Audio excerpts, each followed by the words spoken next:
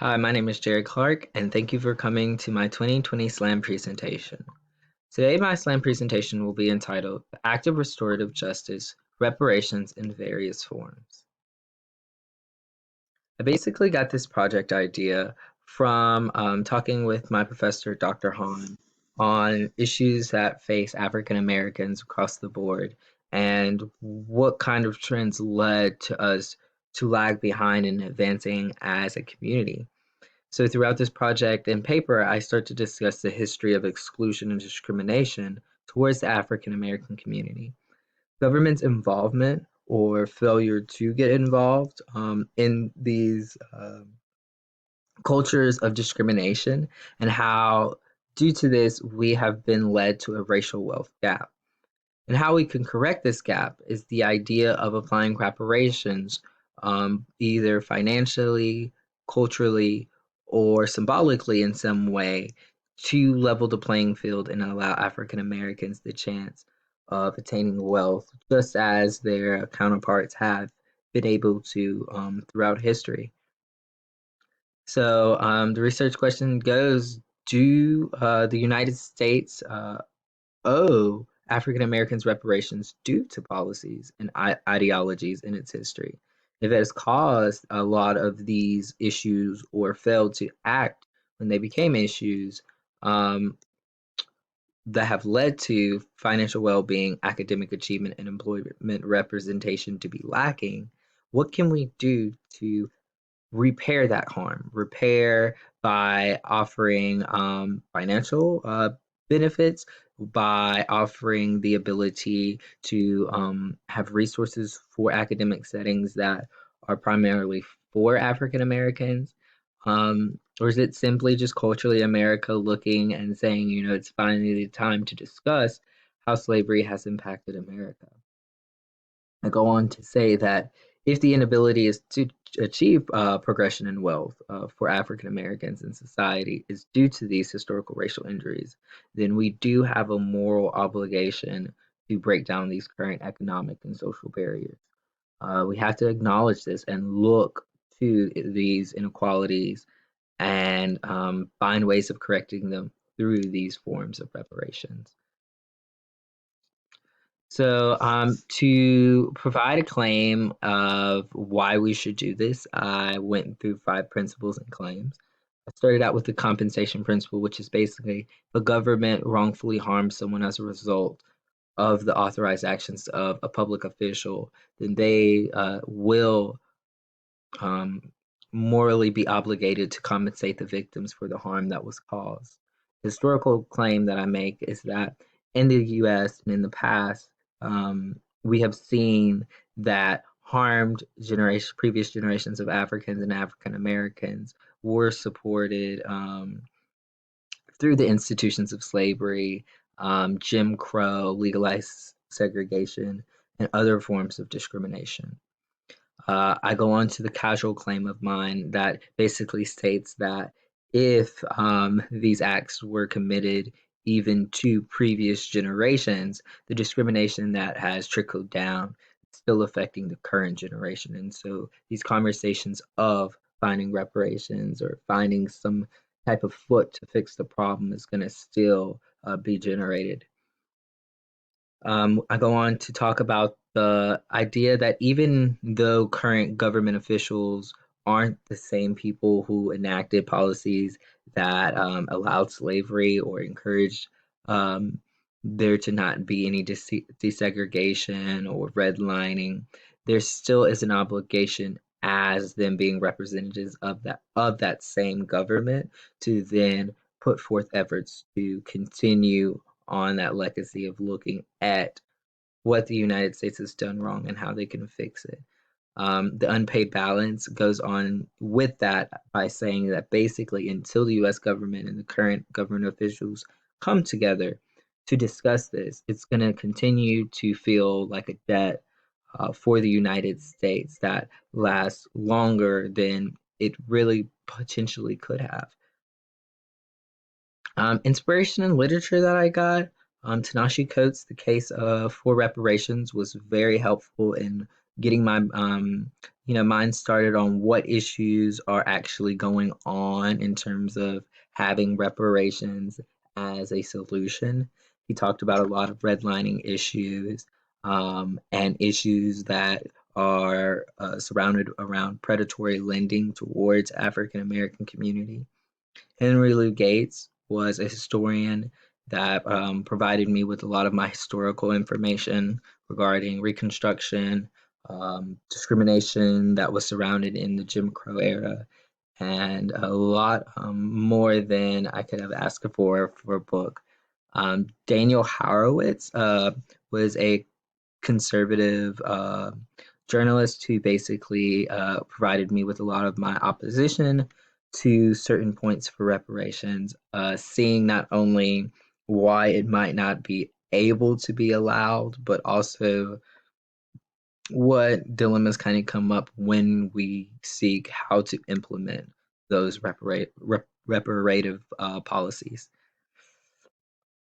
Um, in terms of the history of slavery in the paper, I just go on to look at how slaves and slavery was a system of production and about advancing labor output. But it also was an area of property law for a country that was growing, and also a prop up for a racist political regime that empowered a lot of people to use fear towards the community as a sense of pride. So when we look at this diagram right here, what we see is that cotton exports were starting to grow pretty, drastically when we left the Revolutionary War. But and all states were profiting off of this, considering the boating industry in the North and the cotton producers in the South. But what was more valuable at that time was actually the slaves themselves. They were able to be used for collateral for home loans, collateral for loans that they might have needed for farming products or tools. And also, they were able to even put life insurance policies on the slaves themselves. So they were used as assets that could be exchanged and passed down. When we go on to talking about how they were passed down for a long time with the help of religion, even in some instances, the idea of slaves being property was not abnormal to the Southern culture. They felt as if they had a rights to them as property, and if there was going to be a abolition of slavery, that was overlooking what property law actually looked like. Slavery as a racist political regime. What it basically I'm saying in that is that for slavery, it had to have a classist system behind how it is portrayed, having, a sense that African Americans were inferior and that they could easily be used for even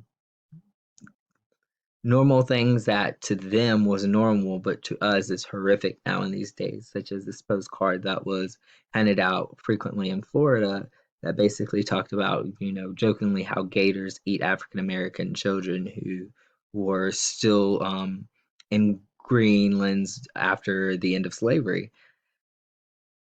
Then we go on to look at Reconstruction and how basically it was the first idea of reparations was the 40 acre and a mule idea of having land for the slaves. Post the Civil War, we start to see more African Americans being represented in government and in academics. But then soon after Abe Lincoln's assassination and the end of Reconstruction, we start to see a dismantling of the policies that were put in place to help the newly freed slaves. So what we get is response of violence, a response of lynching, public humiliation, public, um, just violence and cruelty in society all around, and it was normalized.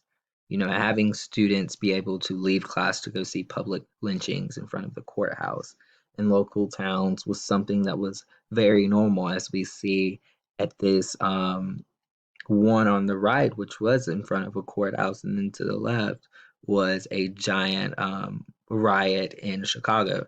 So we have a system and culture that this was the new normal.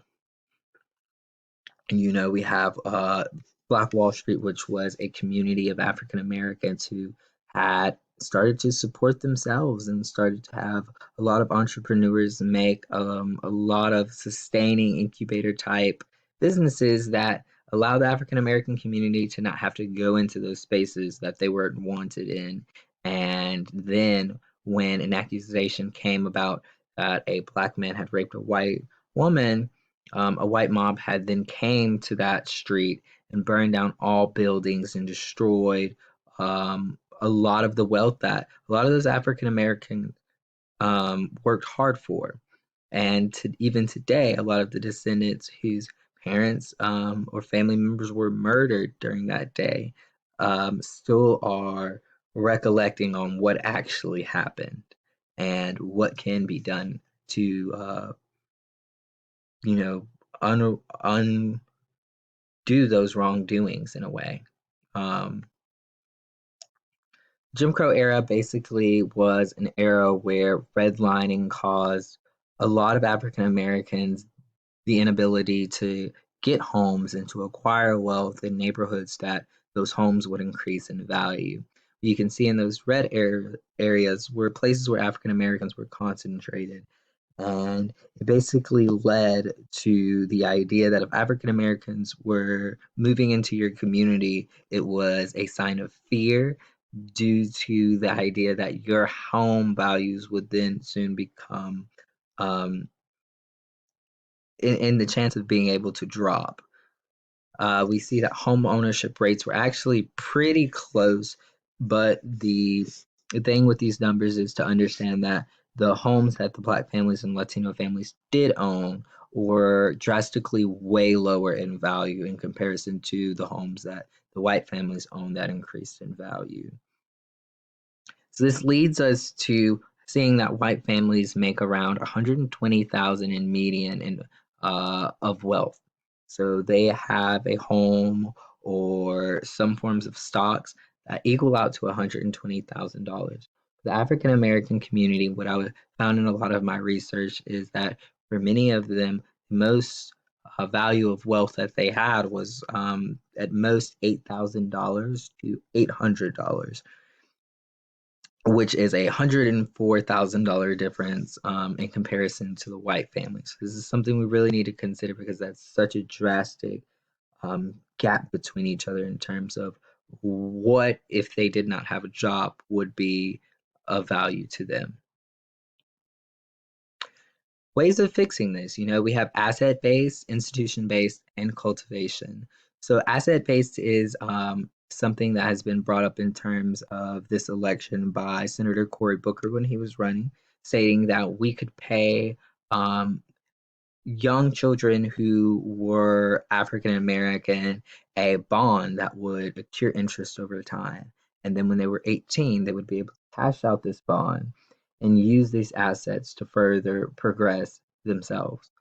Institution based is basically looking at HBCUs and scholarships for minorities, offering areas for them to be able to thrive and have the support they need to network themselves and have a supporting system of people who look like them.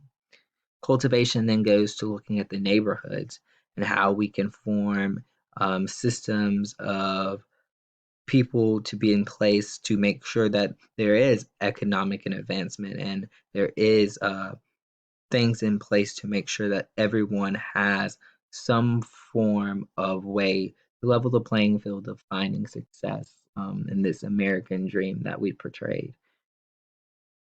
But if we were to fix this, it would only give us $30,000 in an approximate. When you look at what we looked at earlier in terms of us only having 8,000 to 800. So we need to look at what policies actually can help reduce this gap. And a lot of them would be the asset-based ones that we had looked to earlier. Until then, we have a lot of people who believe that this is not the way. but I do. And that's why I really enjoyed doing this project. Thank you.